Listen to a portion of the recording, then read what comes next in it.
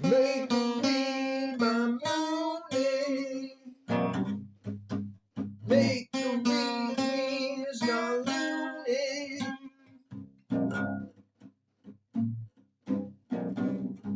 With bows and brews and sticks and things. He even plays for you and sings. On Make a read by morning. On Make a read by morning. Hey there, you Makery Maniacs, and welcome back to Makery by Mooney. We got spicy honey, we got yeast. We're going to make us some spicy mead.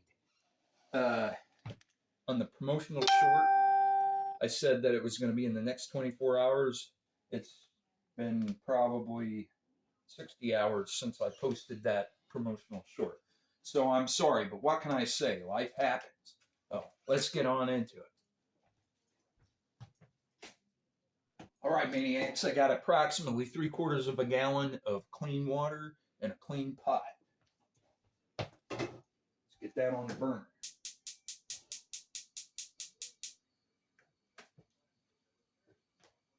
This is a very generic brand of spicy honey. They sell it at our local Aldi's, but it is sans preservative. As always, if you're wanting to ferment something, this is very important. Incidentally, folks, as far as the quantity of honey, we have just about 1 3/4 pounds. So this is going to make like a nice crispy, be about 6.5% by volume approximately.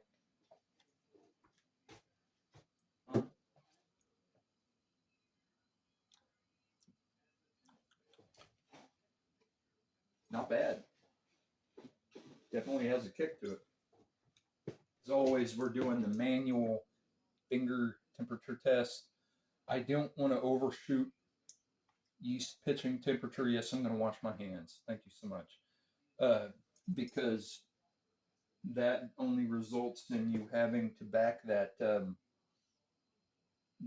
If you overshoot the yeast pitching temperature, you have to back it back down. Either dilute the wort or do something else.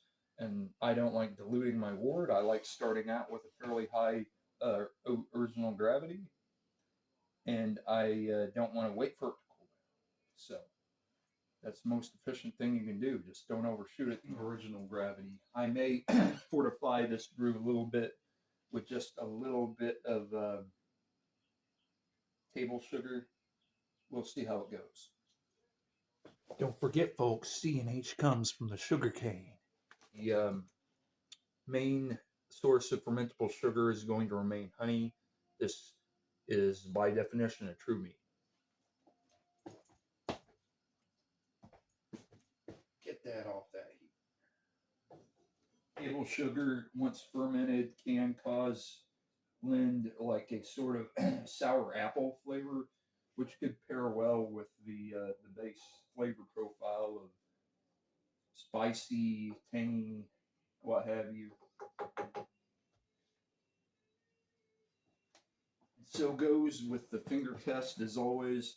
That's not the greatest sounding term, isn't it? If it's the slightest bit uncomfortable for you to put your finger in, that means it will kill your yeast. So if it seems too hot when you put your finger in there, it's too hot for your yeast. Just keep that in mind. All right, we're finally at yeast pitching temps, folks. Let's get this stuff in here.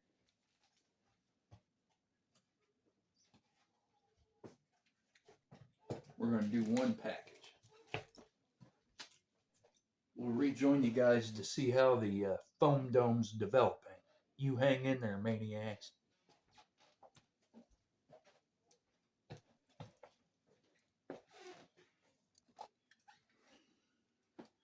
All right, guys.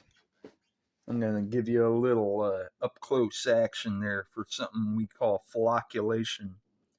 You can see those beautiful yeast colonies developing and heading to the surface. That's a good sign, all right? That means we have not given our yeast an inhospitable environment?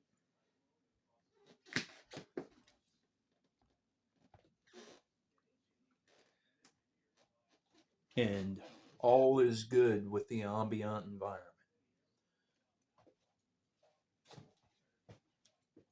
Incidentally, maniacs, what have you had going on lately? You know, we do a lot on this channel. We do woodworking, we do home brewing, we do cooking, we do homesteading. And I'm interested to hear about you guys' endeavors. Please comment down below. Let me know what's going on. All right, maniacs. It's been barely 7 minutes, and already we have what Brian and Derica from City Steading Brews would call fairly prodigious foam dome. It basically means that you have enough foam on top of your fermenting pot or fermenting container that you've started fermentation on in that you know basically you're not going to have a problem with your fermentation.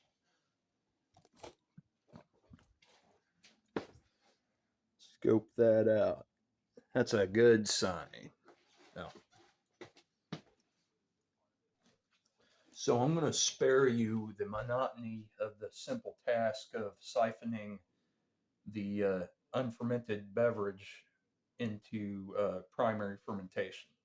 All primary fermentation is you're taking that second step. You've got the yeast colony established, and you're putting it into that first vessel it's going to go into for fermentation. Um, and I used to include that in my videos, and then I realized that's kind of like chimpanzee work and not interesting, so I cut it out. But you makery maniacs remain maniacal, and I'll catch you next time.